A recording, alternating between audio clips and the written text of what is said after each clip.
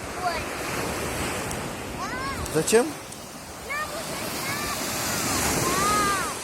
уже Как мы пойдем через наш этот домик?